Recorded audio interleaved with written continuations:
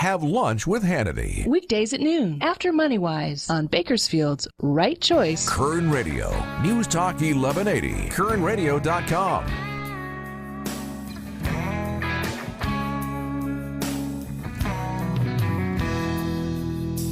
Rosie cooks with love.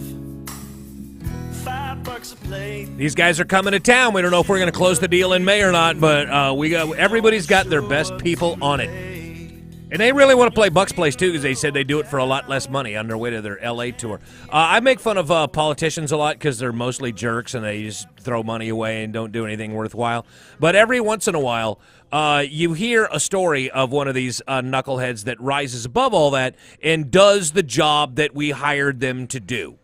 And Russell Johnson is one of those guys who's and he didn't even come up with the idea himself. Nicole Ramirez came up with the idea and just kind of, would you say, tricked or cajoled or forced you to do it? No, I would say she gave us a great idea about a gap in services at the city. So it made perfect sense to go ahead and try to help find a way to fill that gap. We had 59 parks in this town and only one had a handicap-accessible playground. Well, it was a handicap-usable swing. Well, yeah, but it works. I mean, if there's one place you could go. Correct. Out of 59 parks. And I'll tell you what, Nicole came up. She called me when I was driving back from the coast. I was over there for work in the middle of the week, coming back for a council meeting, and she says, here's what I think we should do. Here's the problem. I said, come to the council meeting. Let's talk about it. And since then, we've worked on it, and it looks like we're going to get some movement in the right direction to give some more of those services to the disabled and the folks in need in our community. Yeah, and Nicole's daughter, 4-year-old Kylie, has cerebral palsy, basically. Matter of fact, she's joining us on the program now. Nicole, how are you today? I'm great. How are you guys? You had this you have a daughter who you'd like to take to the park like anybody would and let her, and she could play like everybody else. You obviously live somewhere far away from Mill Creek Park. It was certainly not a convenient trip for you. Yeah, that's exactly. Yeah, I live about 20 minutes from there, so it's pretty inconvenient for me. But I still would go and enjoy it. Just wish there was more, so I decided to investigate a little bit and find out what we could do to get more. So I contacted Russell. Nice. So you get a hold of Russell and you say, "Hey, fix this problem," and he actually did what a councilman's supposed to do. And they've arranged to do this. We're going to have another park now that's going to have equipment for Kylie to play on. Yep, it's going to be amazing. I can't wait to enjoy it with her. And yeah, we were talking about this before. It's, 2 is twice as many as 1, and it's getting the ball rolling in this direction. Nicole, how many parks would you like to see this type of equipment at? I mean, we don't know if we're like maybe not all of them, but wouldn't you think that with 59 parks in this town, that let's say 10 of them would be handicap accessible? Yeah, that would be awesome. It would awesome to have it just a few in each side of town. That would be great, so that people don't have to go so far just to get there. It'd be cool just to have, 4 in one side and, just a few all over would be awesome. Not just central, because it's kind of far from the people that live on the outside like I do. So, and Scott, yeah, it'd be great. And Scott, it's important to point out, it's not about a handicap accessible park. It's about a handicap usable park, because the park is ADA compliant, but that doesn't mean that the kids can actually use the apparatus. And I see. It's not about being able to get there. It's having equipment that they can, specialty equipment to use once they get in the park. Oh, yeah. And we're excited because of Nicole coming forward. She and I met with city staff, and it looks like when we upgrade the equipment for natural wear and tear upgrades at Bill and Saunders Park in spring or summer of this year, we're going to go ahead and we're going to be able to add some additional apparatus that are handicap usable. But it broke my heart when Nicole told me the story about her daughter Kylie, how she would take her kids to the park, and Nicole, you're a mother of 5 kids, correct? Yes. And when her other kids were playing at the park and Kylie was left out, I don't think people really could even wrap their brain around what that. And as a parent, to have to tell your kid, "Oh, these parks are for everybody but you." Mhm. That's exactly how I felt. It's sad. That's I don't know that I could even do that, seriously. And every little kid deserves to go to the park, just like that's what they're for. They're public parks. They should be able to go there and play and do their thing. And we're not talking about a gazillion dollars worth of stuff here. This is something that's doable. Exactly. And it's not like we're going to go and say, hey, we're going to spend a lot of extra money this year. No, we go through, we do natural upgrades, we improve parks, we update equipment where it's needed. And as we do that, it may cost a little bit more for the specialized equipment, but not hundreds of thousands of dollars. Right, and as a taxpayer, by God, that's something I want to pay for. I want to do that, put it on my tab. I don't think anybody would be against doing that. I mean, because normally, government politicians, you think they're just going to take your money and throw it away on dumb stuff. But this is something that every person is like, yeah, my question is probably a dumb question. What took so long?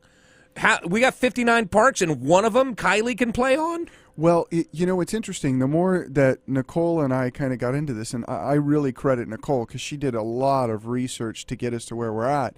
But as we talk to city staff about equipment that's available, really in the last 3 to 5 years, have they only begun to make the strides with the handicap usable playground equipment that we actually start to get stuff that's pretty good. Yeah. That's actually usable. So I think the time's come and Bakersfield's catching up, and there's other communities that have a little bit more. I think, Nicole, you did a lot of research on LA County and how much they've done, but it's time to upgrade Bakersfield.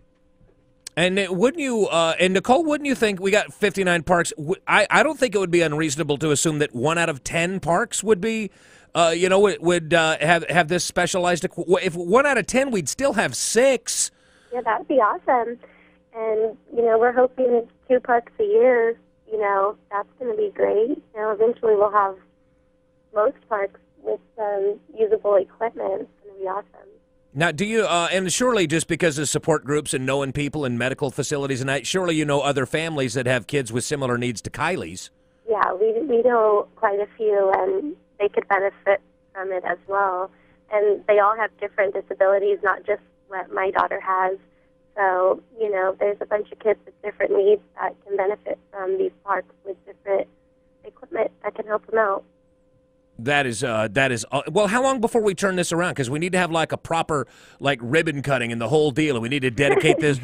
Dedicate the whole thing to Nicole and Kylie, because without them, we wouldn't have got this done. That's very true. I talked to city staff yesterday, and it looks like it's going to be on the agenda in a few weeks, maybe a month. A few weeks? Somebody should be out there with a shovel tomorrow. I'll build this thing. We're not talking about, building a skyscraper. We're some toys. Well, I'll tell you what the most encouraging thing was that came out of the meeting that we had with city staff. Not only did they realize, this is a gap in services we need to provide, but what was exciting is they said, as new development comes on, and as some of these developers come and they build these new housing developments or commercial centers, they all pay park development fee money. And in some cases, these developers actually build the parks for us. And as they do that, if they build a really nice, really big park, we can make it handicap usable, and that's what's really exciting. Oh, absolutely. And I honestly, and we need to have a number that says, look, if this is how many parks we have in the city, this is how many would need to be handicap accessible. And I think 10% is an extraordinarily reasonable number. 1 out of 10 parks Kylie could go play at. I don't think anybody's going to turn their nose up at that. So, well, Nicole, are you like me? Do you think it's just ridiculous that it's taken this long to get this done, and that we should have this done by Monday? Well, I'm just excited it's going to get done. So we just look forward for that. I mean, it'd be awesome to get it quicker, but spring, summer, that's pretty reasonable for me. All right. Well, you know what? Whenever this gets done, Nicole, I will see you at the grand opening. And I'm sure there'll be all kinds of people in suits there just lined up to take credit for your hard work and your perseverance. So, and good for you. I mean, and Kylie's really lucky to have a mom that cares enough about her to get this done. So thank you very much for all your effort. Thank you so much for having me. Well, I want to say thank you to Nicole, too, because really, and Scott, you know this about me. My wife and I, we don't have any kids. Right. So and shouldn't. Yeah, well, we hope we will one day. But the problem is we don't go to parks. So, we don't see this. We don't hear about this. We don't know. And we need citizens to step up and tell us, hey, we have a gap in services. And I really want to thank Nicole. I want to applaud her for what she did. And nobody should ever have to tell a 4-year-old that this, your brothers and sisters can play here, but you can't. That's not something a parent should have to do. Nicole, thank you for your time today, and if there's anything we can do to help you, just let us know.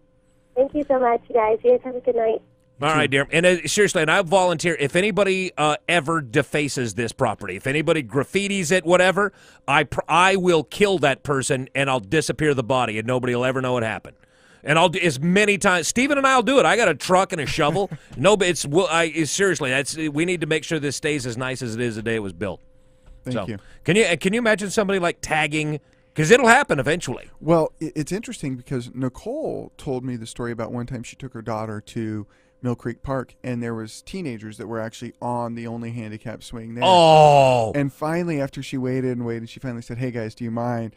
And the city responded. And they're in the middle of looking for a sign that they can post that says, yeah, because teenagers always obey signs. That'll work great. A sign's better than nothing because right now there's no signage.